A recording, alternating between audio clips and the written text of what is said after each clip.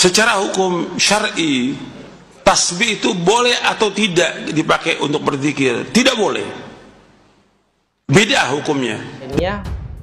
Di Arab Saudi saja, ketika sudah turun dari pesawat, ada di Madinah, masuk di kota Madinah, masuk ada di pelataran toko-toko yang ada di Masjid Nabawi, itu tumpuan namanya orang jual tasbih itu. Jadi mereka Wahabi itu membid'ahkan sesuatu yang tidak dibid'ahkan oleh Rasulullah SAW. Masya Allah, ini namanya adalah perkataan kizib, pembohongan atas nama Rasulullah SAW. Masalah zikirnya, apa dengan suara yang keras, apa suara yang rendah, ini saja yang dipermasalahkan.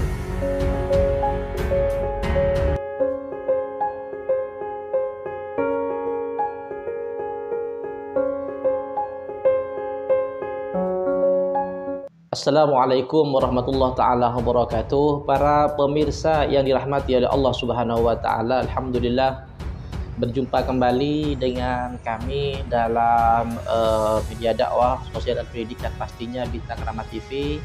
Kembali kami angkat satu tema yang kaitannya dengan seputar ubudiyah kita dalam kehidupan sehari-hari.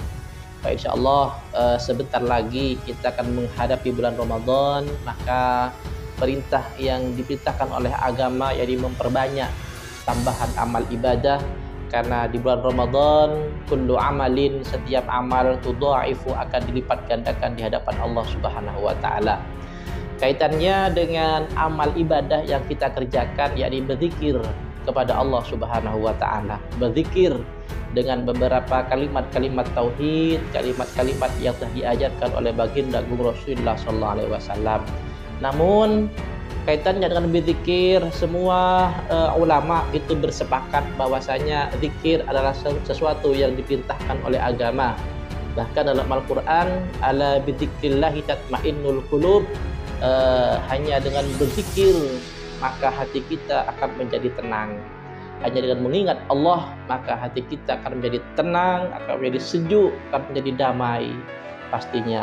Namun lagi-lagi percikan-percikan kontroversi yang ditebarkan oleh paham-paham Wahabi yang ada di luar di sana, seperti halnya yang telah dilihat ada di opening video tadi, beliau yang terhormat yakni Al-Ustadz Abdul Qadir Yazid Jawas mengatakan bahwa berzikir menggunakan tasbih, baik itu tasbih yang manual maupun tasbih yang digital, apapun bentuk tasbih itu dikatakan sebagai bid'ah, ditolak oleh Allah Subhanahu wa taala.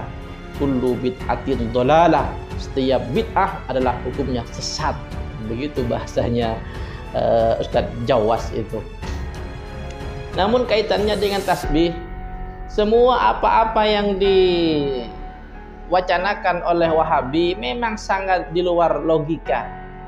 Kalau memang ibadah tasbih, kita jawab nanti pada akhir, saya sertakan beberapa dalil baik yang diutarakan oleh para ulama, lebih-lebih kami ambil dari dalil yang bersumber langsung dari baginda Rasulullah sallallahu alaihi wasallam. Kaitannya dengan tasbih, kalau memang tasbih tersebut itu dikatakan sebagai bid'ah, perbuatan yang tercela, yang tersesat pastinya, yang berbentuk tasbih miniatur, tasbih yang menggunakan digital, ataupun tasbih yang menggunakan media-media batu dan yang lainnya.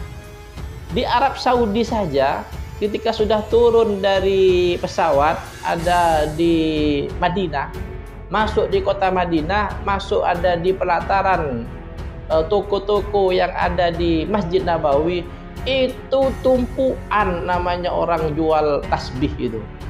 Jadi di Madinah ini yang diklaim sebagai sama orang Wahabi, jadi Madinah sama Mekah itu diklaim sebagai dalil oleh orang-orang Wahabi. Jadi jika ada apa-apa, mereka bersandarnya tidak kepada hukum syar'i, Al-Quran, hadis, qiyas, dan ijma' ulama, tapi yang dikatakan di Mekah, kan begitu, di Madinah. Lah sekarang ini di Madinah itu ketika turun dari pesawat, ada di pelataran hotel, itu orang jual tasbih besar-besar itu. Kalau ada di Wali Songo itu kan wajar lah, namanya ada di daerah sini. Kata mereka, kita kan suka sama klenik kan gitu. Itu di Madinah itu. Sayang, saya tidak bisa memutuhkan video-video ketika saya membeli tasbih ada di depan Masjid Nabawi itu. Sampai sekarang ada itu. Apalagi di apa itu ya, di bawah itu B berapa itu harga serba 5 rial itu, serba 3 rial, tasbih semua itu orang Wahabi. Tasbih itu oke lah di Madinah, bukan di Mekah. Apalagi ada di Mekah. Di bawah itu di pinggir-pinggir jalan, di mall-mall, di hotel Zam-Zam di bawahnya itu tasbih, di pinggir-pinggir jalan itu mau masuk ke WC 3, tasbih semuanya itu.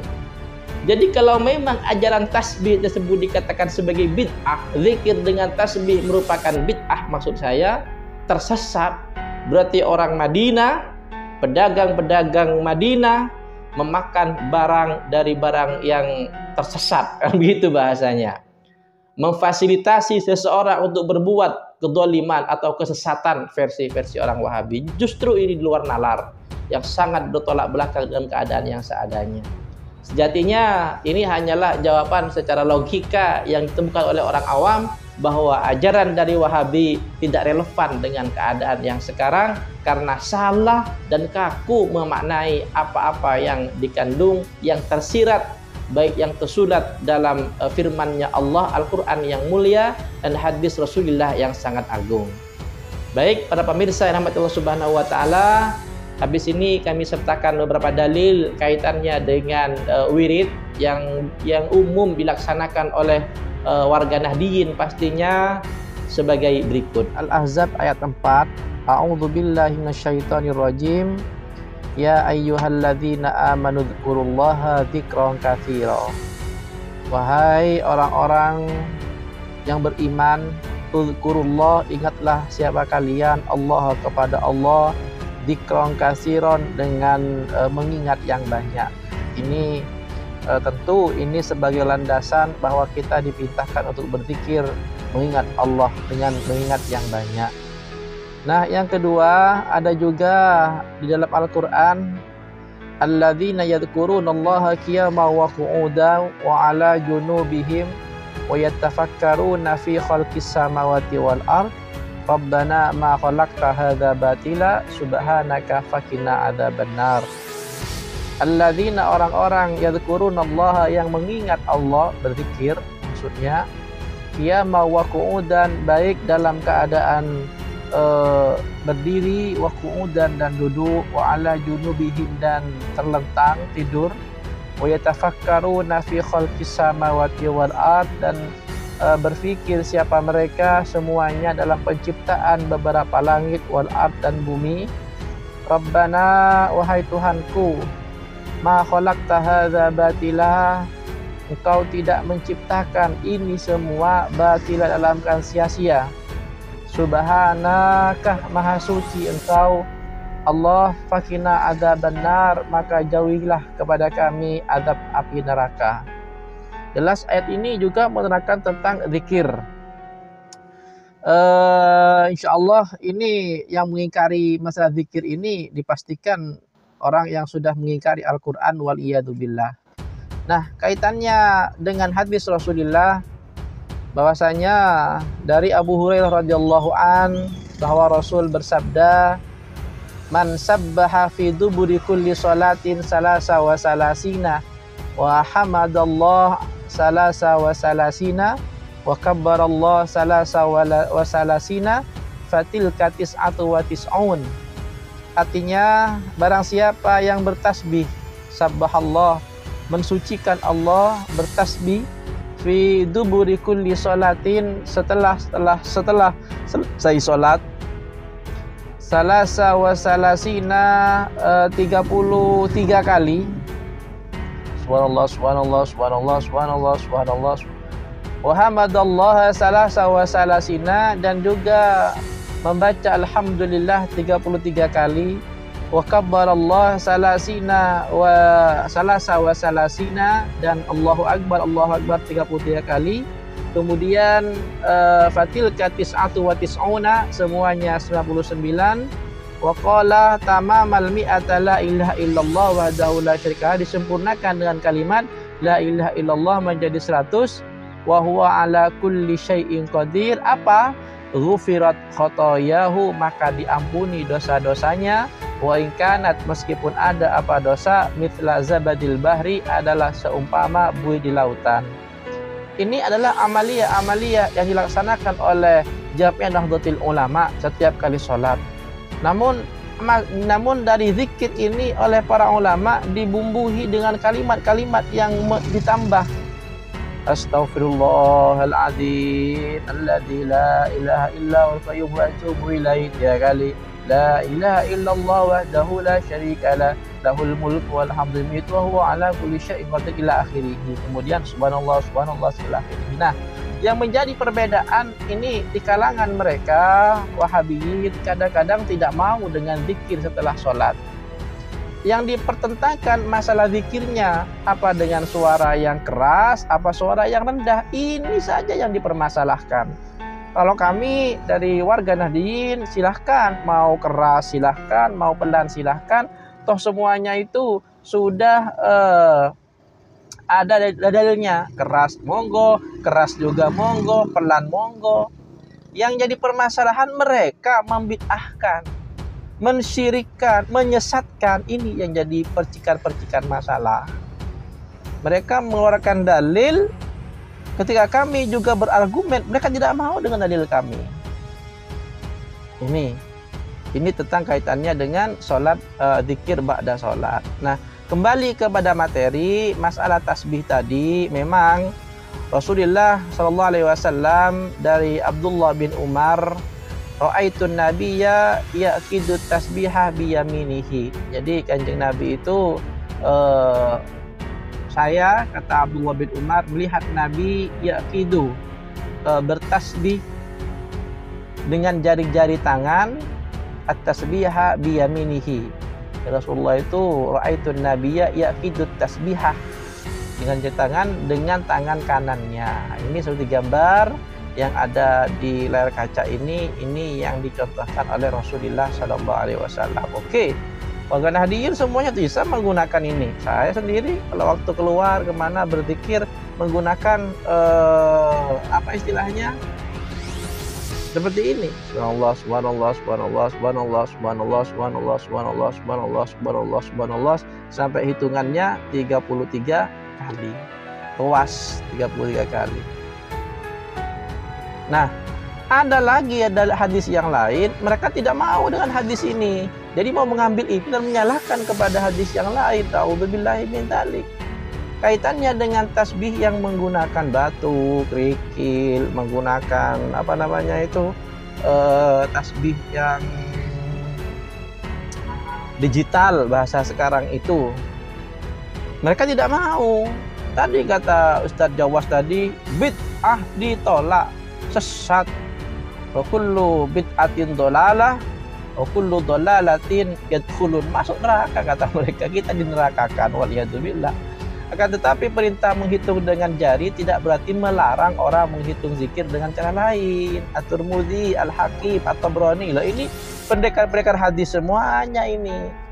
Bukan sekelasnya, ya mohon maaf, Yazid Jawas ini meriwayatkan sebuah hadis dari Sofiyah yang mengatakan bahwa pada suatu saat Rasulullah datang ke rumahnya. Beliau melihat 4.000 butir biji korma yang biasanya digunakan oleh Sofiyah untuk menghitung zikir. Nabi bertanya, "Ya Sofiyah binti Huyai, apakah itu?" Sofiyah menjawab, "Itu alat yang aku pakai menghitung zikir." Nabi bersabda, "Sesungguhnya engkau dapat berzikir lebih banyak daripada itu." Sofiyah berkata, "Ya Rasulullah, ajari aku." Tanya, "Ya Rasulullah, ajari aku bagaimana maksud dari zikir tersebut." Ini, ajari aku. Kemudian Rasulullah berkata, "Sebutlah subhanallah adada khalqihi."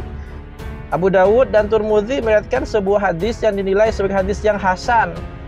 Nah, ini Abu Dawud dan Tirmidzi mengatakan hasan. Hadisnya ini sudah di bawah sedikit dari sahih. Jadi ada hasan, ada sahih, hasan, ada dhaif ini. Lah, ini orang Wahabi mengatakan dhaif hadis ini. Oh, apa ceritanya? Ya apa? Semua hadis dhaif. Kalau kullu bid'atin dhalalah cuma satu yang sahih, itu saja mungkin. Jadi Abu Dawud dan Tirmidzi meriwayatkan sebuah hadis yang dinilai sebagai hadis hasan oleh An-Nasa'i, Ibnu Majah, Ibnu Hibban, Al-Hakim, yaitu sebuah hadis yang berasal dari Sa'ad bin Abi Waqqas yang mengatakan bahwa pada suatu hari Rasulullah singgah di rumah seorang wanita. Beliau melihat banyak batu kerikil yang biasa digunakan oleh wanita itu untuk menghitung zikir. Rasulullah bertanya, maukah engkau kuberitahu cara lebih mudah dari itu dan lebih afdal? Sebut sajalah kalimat berikut ini, kata Rasulullah. Subhanallah adada ma khalqi fis sama, subhanallah adada ma khalqi fil ard, subhanallah adada ma baina dzalik, Allahu akbar mithlu dzalik, walhamdulillah mithlu dzalik, wala ilaha illallah mithlu dzalik, wala quwata illa billahi mithlu dzalik. Subhanallah, maha suci Allah, hitungannya makhluk di dalam langit. Subhanallah, maha suci Allah, hitungannya sesuatu makhluk di dalam bumi. Subhanallah, maha suci Allah, hitungannya atau sebanyak di antara keduanya tersebut. Allahu akbar mithlu dzalik.